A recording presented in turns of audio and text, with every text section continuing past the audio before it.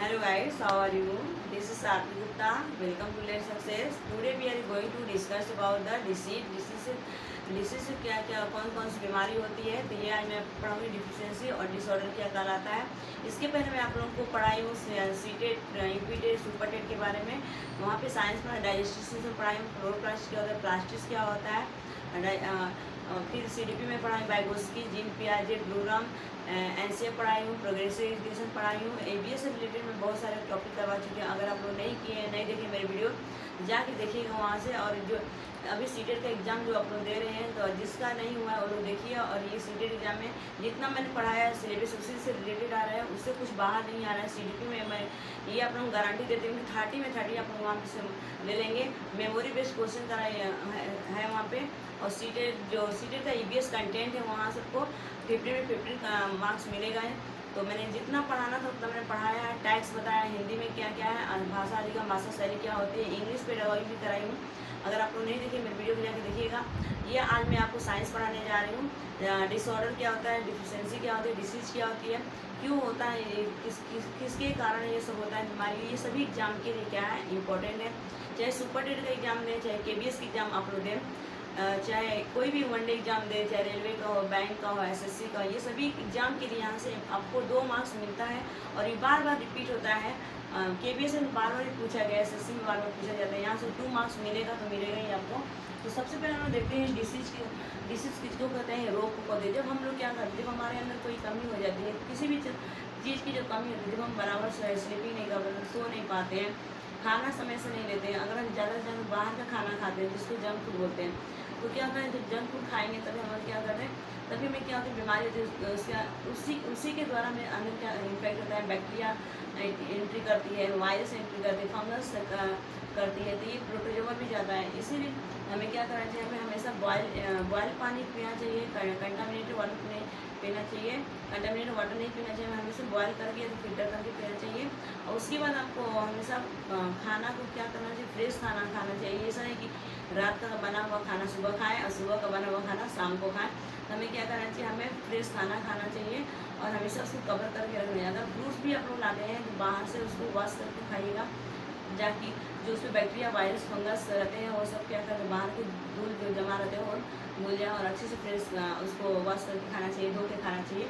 तो ये होता है डिसीज के बारे में। डिसीज कितने टाइप्स होते हैं तो मैं आपको पढ़ा मिल जाएंगे। डिफिशियंसी डिसऑर्डर माने कमी, किसी भी चीज़ की अगर कमी होती है, इसीलिए हमारे अंदर क्या होती है, वो डिसीज होता है, बीमारी होती है। तो सबसे पहले देखते हैं फ्लोरीन। फ्लोरीन क्या होती है, फ्लोरीन से ये क्या, फ्लोरीन से बीमारी होती है डेंटल केस। क्या होता है, दांतों का झड़ना हो जाता है। दांत हमारे जितना फ्लोरीन पाया जाएगा किसी टूथपेस्ट में, जैसे ये अपना कोलगेट लीजिए, कोलगेट हमें नहीं करना चाहिए। क्यों नहीं करना चाहिए, उसमें क्या होता है, जो फ्लोरीन की मात्रा होती है उसमें ज़्यादा थोड़ी होती है, इसीलिए क्या होता है उससे डेंटल प्रॉब्लम होती है। और वहाँ पे ये डेंटल केरिस होता है, झड़ने लगता है। आयोडीन को आपको पता है कि आयोडीन की कमी से क्या होती है, हमें कौन सी डिसीज होता है, ग्वाइटर, जिसको हिंदी में बोलते हैं घेंगा हो जाता है। और यहाँ पे होता है गले में होता है। जब हमारे शरीर में आयोडीन की मात्रा कम हो जाती है, आयोडीन कम हो जाती है, तो क्या होता है, यहाँ पे घेगा रहता है। किस हार्मोन की कमी से होती है, तो ये थायराइड हार्मोन से होती है। कहाँ पे होती है, हमारे राइट साइड होती है, जहाँ पे आपका लीवर रहता है, एड्रिनल ग्रंथि रहती है, ग्लैंड रहती है, वहीं पे उसके ऊपर जस्ट रहता है। और इसका स्ट्रक्चर एक सीम के जैसा होता है, सीट की तरह होता है। ये ग्वाइटर होता है। आपका आता है कैल्शियम। कैल्शियम की कमी से कौन सी डिसीज होती है, तो आप लोग बताएंगे ऑस्टियोपोरोसिस। ऑस्टियोपोरोसिस एक बीमारी होती है। कैल्शियम और फास्फोरस की दोनों की कमी से ऑस्टियोपोरोसिस डिसीज होती है, जिसको हिंदी में बोलते हैं अस्थि। जब हमारे शरीर में कैल्शियम की कमी हो जाती है तो क्या होता है, हमें जहाँ जहाँ पे जॉइंट पेन होने लगता है। आपको पता है जॉइंट पेन, जैसे ये यहाँ पे जुड़ा है ना, ये कुल्ला एल्बो बोलते हैं इसको। अगर कुल्ली में यहाँ पे आपको देखिएगा पेन होगा, प्लेट पटेला में जो पेन होता है, शोल्डर में दर्द होता है, यहाँ पे जहाँ पे मैंने बोन से रिलेटेड है वहाँ पे पेन होना शुरू हो जाता है, अस्थि मज्जा ये होता है। फिर उसके बाद आयरन की कमी। आयरन की कमी से कौन सी डिसीज होती है, तो आप लोग बताएंगे एनीमिया। एनीमिया क्या होती है, जब हमारे शरीर में खून की कमी हो जाती है, रक्त की कमी हो जाती है, ब्लड की कमी हो जाती है, तो हमें क्या होती है, एनीमिया डिसीज हो जाती है। हमें वहाँ पे थकावट महसूस होती है, बीमारी हो जाती है, और ज़्यादा ज़्यादा हमें भूख नहीं लगती है, ज़्यादा ज़्यादा हमें फोड़ा बीड़ा निकलना शुरू हो जाता है, इसको एनीमिया बोलते हैं। और विटामिन सी सी, विटामिन सी से कौन सी बीमारी होती है? तो आपको पता है स्कर्वी डिसीज होता है। स्कर्वी डिसीज जब हमारे शरीर में विटामिन सी की कमी होती है तो जो हमारे दांत होते हैं, जबड़ा होते हैं, गम्स बोलते हैं उसको, तो वहाँ पे क्या होता है, ब्लीडिंग शुरू हो जाता है। इसीलिए हमें क्या करना चाहिए, विटामिन सी। और ये सीटेट की एग्जाम में पूछा गया था पेपर 1 में फर्स्ट शिफ्ट में कि विटामिन सी का किस में पाया जाता है? तो ये खट्टे फल में पाया जाता है, जिसको इंग्लिश में बोलते हैं सिट्रस फ्रूट में ये पाया जाता है। विटामिन ए की कमी से कौन सी डिसीज होती है? तो आप लोग बताएंगे नाइट ब्लाइंडनेस, जिसको हिंदी में बोलते हैं रतौंधी। आपने देखा होगा जैसे ही रात होती है शाम होना शुरू हो जाता है, रात होना शुरू होता है 5 बजे से हम लोग जिसको नाइट ब्लाइंड होता है, अक्सर ये प्रेगनेंसी टाइम देखा जाता है। तो ये क्या होता है, किसी किसी को नाइट ब्लाइंडनेस हो जाता है तो उसको शाम होते ही दिखाई नहीं देता। और अगर पूछेगा कि विटामिन ए का मेन सोर्स क्या है, मुख्य स्रोत क्या है, तो आप लोग बताएंगे गाजर। इसका मेन सोर्स क्या है? गाजर है। तो इसीलिए गाजर सबको खाना चाहिए। विटामिन ए की कमी से कौन सी बीमारी होती है? तो आप लोग बताएंगे स्टेरिलिटी, जिसको हिंदी में नपुंसकता बोलते हैं, और दूसरा बोलते हैं बाजपा। जो नपुंसकता होता है वो मेल में होती है। क्या करते हैं, विटामिन ई की कमी से क्या कौन सी बीमारी होते हैं? स्टेरिलिटी होती है, जिसको नपुंसकता बोलते हैं। नपुंसकता किस में होती है? तो ये मेल में होता है, नर में होता है, और फीमेल में बोलते हैं इसको फीमेल बाजपन के नाम से बोला जाता है। बच्चे ये पैदा नहीं कर पाते हैं। उस विटामिन के से जो विटामिन के की कमी होती है हमारे शरीर में, तो हीमोरेज होता है। हीमोरेज जब हमारे शरीर में विटामिन के की कमी हो जाएगी, तो जब हमारा ब्लड क्या होता है, कहीं पर कट भी गया हमारे शरीर में, कहीं पर चोट लगी, सब कुछ करो, तो वहाँ से ब्लीडिंग क्या होता है, क्लॉटिंग नहीं होगा, थक्का नहीं बन पाए। क्लॉटिंग इसका होता है थक्का, वो थक्का नहीं बनेगा, कंटिन्यू क्या करेगा, ब्लड बढ़ता रहेगा। जिससे ब्लड बढ़ने की प्रोसेस को क्या बोला जाता है, हीमोरेज बोला जाता है। और हीमोरेज जिसका ब्लड नहीं है, ये क्या होता है, जेनेटिक्स रहता है, किसी किसी में जेनेटिक्स रहता है। तो अब ब्लीडिंग होना कंटिन्यू रहेगा, तो वहाँ पर ब्लड का क्लॉटिंग नहीं हो पाएगा। तो क्या है, ऐसे में क्या होता है, पेशेंट की जान को खतरा रहता है, वो क्रिटिकल स्टेज में आ जाता है, या तो उसकी डेथ हो जाती है, या तो बचा लिया जाता है। ज़्यादा ब्लीडिंग हो जाए तो बचना ही पॉसिबल हो जाता है वहाँ पे। तो विटामिन डी, अब पूछा गया कि विटामिन डी से कौन सा बीमारी होती है? तो आप लोग बताएंगे रिकेटस किस में होता है? बच्चों में होता है। और ऑस्टियोमाइलिसिस किस में होता है? तो ये एडल्ट में होता है। पूछेगा विटामिन डी से बच्चे में कौन सी डिसीज होती है, वहाँ पे ऑप्शन में दे देगा ऑस्टियोमाइलिसिस दे देगा, रिकेटस दे देगा, हीमोरेज दे देगा, स्टेराइटिस दे देगा। तो बहुत लोग कन्फ्यूज हो जाते हैं कि रिकेटस होता है कि ऑस्टियोमाइलिसिस। लेकिन बच्चों में जो डिसीज होती है, यहाँ पे आपका रिकेटस होता है, सूखने लगते हैं और पेट वहाँ की तरफ निकल जाते हैं इसमें भी। और ऑस्टियोमाइलिसिस क्या होता है, हड्डियों में पेन लगता है। विटामिन डी इसका मेन सोर्स क्या है आपका? Vitamin D sunlight. सनलाइट क्या है, सूर्य के प्रकाश जो होता है हमें सुबह मॉर्निंग में लेना चाहिए, जो बहुत हमारे शरीर के लिए यूजफुल होती है, वहाँ पे रिफ्रेश हो जाता है। फिर उसके बाद देखते हैं प्रोटीन की कमी से कौन सी डिसीज होती है? तो आप लोग बताएं क्वासिर क्या होता है, समय होता है बच्चे का। देखेंगे इसको जैसे बोल सकते हैं मॉल प्रोटीन, उसको बराबर से खाना नहीं दे, बच्चे को सबसे ज़्यादा ग्रीन वेजिटेबल्स खिलाना चाहिए, फ्रूट्स खिलाना चाहिए, दाल खिलाना, दाल का जो माड़ होता है जिसको इंग्लिश में बोलते हैं स्टार्च बोलते हैं और हिंदी में मड बोलते हैं, और उसको माड़ बोला जाता है। और जो पानी निकाला जाता है उसको बच्चे लोगों को खिलाना चाहिए। वैसे अभी तो पूरा खाते हैं सब लोग। क्वासियर जो होता है इसी के कारण होता है, प्रोटीन की कमी से क्या होता है, क्वासियर होता है। विटामिन B1, अब पूछेगा विटामिन B1 से किसकी कमी है, विटामिन B1 से कौन सी बीमारी होती है? तो आपको बताएं वेरी डिसीज हो जाती है।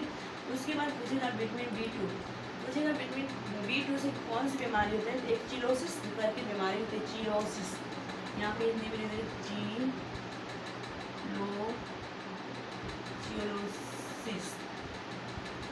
चिलोसिस डिसीज है विटामिन B2 से। अब आपसे पूछेगा प्रोटीन प्लस कार्बोहाइड्रेट कौन सी डिसीज होती है? तो आप लोग बताएं मरामस होती है।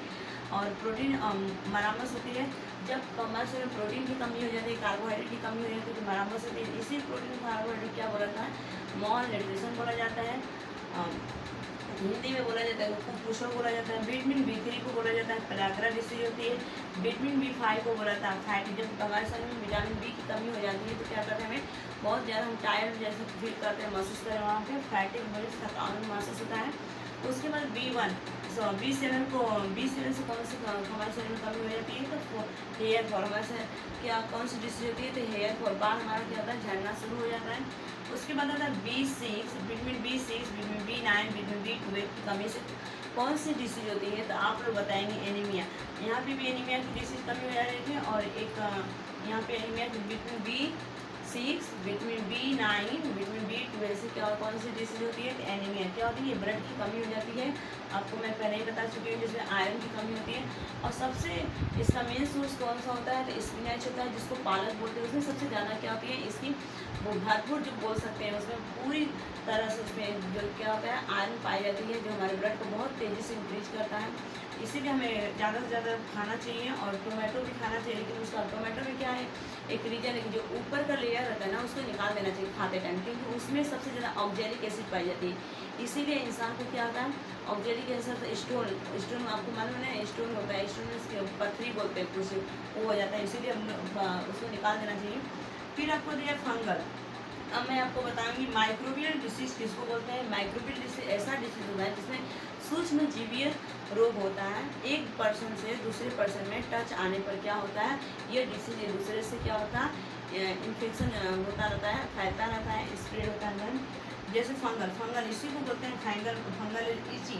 किसी को देखिएगा खुजली होता रहेगा तो खुजलाता रहेगा, वहाँ से क्या होता है? उसमें से बहुत सारे फंगस निकलते हैं। इसीलिए जहाँ ज़्यादा जिसको खुजली होता है तो बोलते हैं ना कि वायु फंगल लग गया, तो इसीलिए खुजाते हैं। ज़्यादा जिसको खुजली होता है उसके पास नहीं बैठना चाहिए, क्योंकि उससे इन्फेक्शन होने का पूरा चांस रहता है।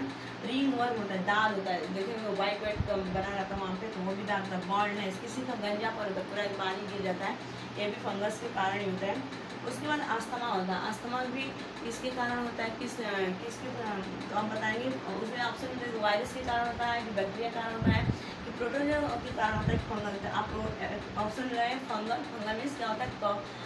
कवक बोलते हैं हिंदी में इसको। और ये अस्थमा किसको अफेक्ट करता है? तो आप लोग बताएंगे कि हमारे अस्थमा क्या होता है? लंग्स को प्रभावित करता है। यहाँ पे स्केबिस मीन्स क्या होता है? खाज होता है, खाज खुजली बोलते हैं हमेशा, वो भी खाज ही होता है। एथेरिस्ट पुष्ट होता है, जिसे बोलते हैं एथेरिस्ट पुष्ट होता है। ये आपका है डिसीज के बारे में। और इस नेक्स्ट वीडियो में आपको पढ़ाऊंगी प्रोटोजोआ से रिलेटेड, प्रोटोजोआ से रिलेटेड कौन सी बीमारी होती है, क्या क्या उसके फंक्शन है, क्या क्या उससे कौन से ऐसे रोल है जिससे हम लोग उसे बच सकते हैं। तो ये वीडियो अगर पसंद आए तो आप लोग लाइक कीजिएगा, शेयर कीजिएगा, सब्सक्राइब कीजिएगा, और कमेंट भी कीजिएगा क्या मेरी मिस्टेक है, क्या गलती है वहाँ पे, तो मैं भी इम्प्रूवमेंट करूँगी आपको सुधारने के लिए। लेकिन ये सभी एग्जाम के लिए क्या है? इंपॉर्टेंट है। Thanks for watching this video.